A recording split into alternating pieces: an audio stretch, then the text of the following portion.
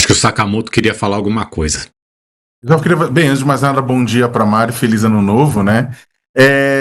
Porque é o seguinte, a oposição venezuelana tem algumas agências, né, o pessoal distribuindo informação de que a oposição venezuelana, pelo menos membros da oposição venezuelana, estariam reforçando a ideia de que houve uma saída negociada, inclusive com parte dos militares, né? O que a Mari falou, o que a gente está falando, é porque é o seguinte, foi muito fácil, por mais que os Estados Unidos sejam os Estados Unidos e que a Venezuela seja a Venezuela, com todos os problemas e tudo isso mais, a forma como se deu, a velocidade com que se deu, né, a remoção cirúrgica, né, de Maduro, do ditador e de sua esposa, apontam que pode ter havido, sim, ajuda interna, né? O pessoal internamente poderiam saber, e quando a gente está falando de pessoal, estamos falando dos militares que eram quem governa o país com Maduro. Nesse sentido, eu acho que vale a gente reforçar uma coisa, porque o pessoal nas redes também estão falando, em alguns portais, nas redes estão falando, não, que o regime caiu. O regime não caiu, tá? O regime está lá. Quem caiu quem foi retirado foi o Maduro. De lá até dizer que o regime venezuelano caiu, o regime chavista caiu, vai uma longa avenida. Né, a vice-presidência está lá, os militares estão lá, a Suprema Corte está lá, o Congresso está lá, todo o aparato nos três poderes que é dominado pelo chavismo continua operando e cuidando da história. Como a Mari colocou, a princípio, os Estados Unidos não vão fazer uma ação militar, mas é claro que isso tem desdobramentos, vai ter guerra civil, vai ter o quê, a gente não sabe ainda.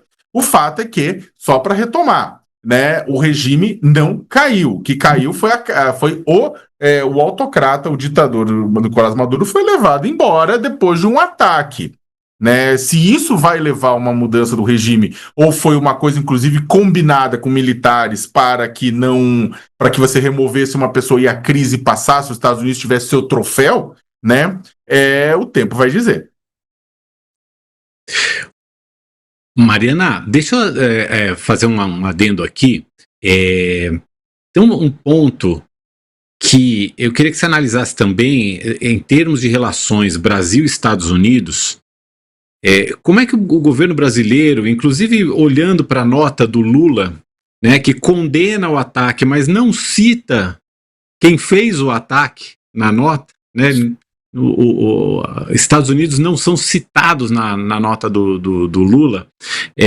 Como é que você vê também essa relação que fica aí entre Brasil e Estados Unidos? Porque temos grandes interesses comerciais com os Estados Unidos, a gente viu o que aconteceu com a questão do tarifaço. Houve um esforço de meses do governo Lula para reconstruir ou construir uma relação com o governo Trump e começar a tirar essas tarifas, a começar a tirar também lei Magnitsky, etc, etc, etc. Mas essa nota que você está vendo aí, que foi a nota oficial do presidente Lula, ela condena a afronta gravíssima à soberania da Venezuela e fala em um precedente extremamente perigoso para toda a comunidade internacional. Mas você pode olhar palavra por palavra desse texto, a expressão Estados Unidos não consta. Queria que você analisasse isso também para a gente, Mariana.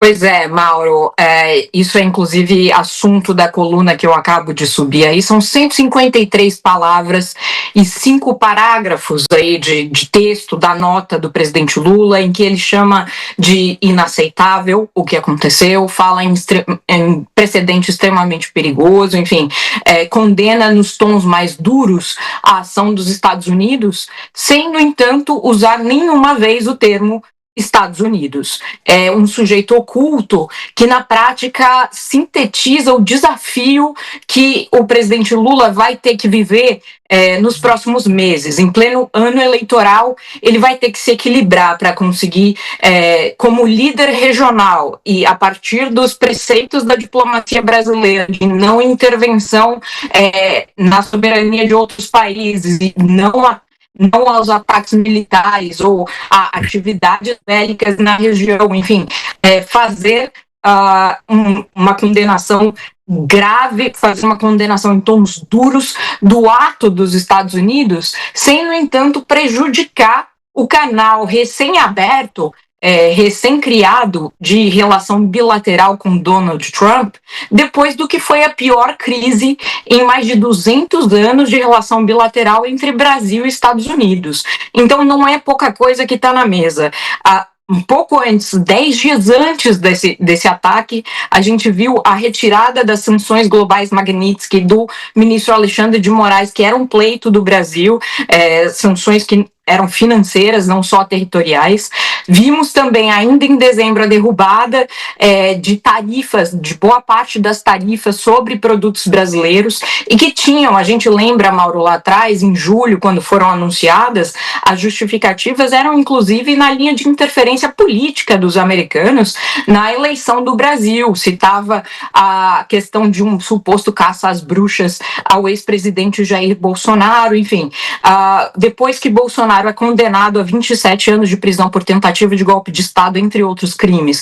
E depois de meses de uma costura que envolveu autoridades brasileiras, empresários brasileiros e americanos, inclusive com visita do Joesley Batista da JBS ao Salão Oval, a Trump, e da própria diplomacia americana, aliás, a revelia de Marco Rubio, do secretário de Estado no primeiro momento, depois de tudo isso, a relação entre eles gerou o que ambos chamaram de uma ótima química. Os dois presidentes saíram dizendo que se gostavam, e isso gerou dividendos ao presidente Lula, né? É do interesse do Brasil essa relação, mas não só isso. Politicamente, para o presidente Lula, é importante manter esse canal, e o próprio governo já vislumbrava aí no horizonte, para daqui 1, 2, 3 meses, um anúncio de um acordo comercial entre Brasil e Estados Unidos, com uma eventual visita do presidente Lula a Washington.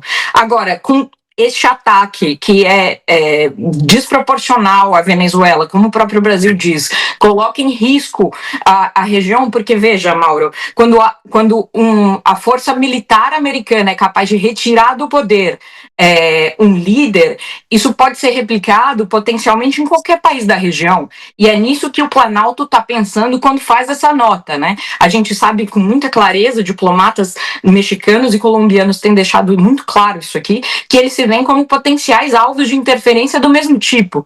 É claro, o Brasil é um país muito maior do que a Venezuela, é diferente, não há o que se comparar. Estamos falando de um regime democrático no Brasil, com eleições livres de fato, enfim, um histórico muito diferente do histórico da Venezuela, deixemos isso claro. Mas se não houver, na visão do Planalto, uma condenação muito clara da região a esse tipo de ação, ela pode se repetir em qualquer outro país, potencialmente até no Brasil. Portanto, é preciso condenar, mas como fazê-lo sem alienar essa relação que Lula custou tanto para construir com Trump. Os diplomatas brasileiros, inclusive um embaixador brasileiro com quem eu falei hoje cedo, disse que não são coisas incompatíveis, mas o desafio está muito claro. Um outro diplomata brasileiro que conhece muito de perto o mundo Trump e atuou aqui por anos, me disse que é uma clara cilada. Quer dizer, como lidar com os Estados Unidos, como negociar um acordo comercial com eles, sem citar o que acabou de acontecer na Venezuela, é possível? Então essas são as cenas dos próximos capítulos.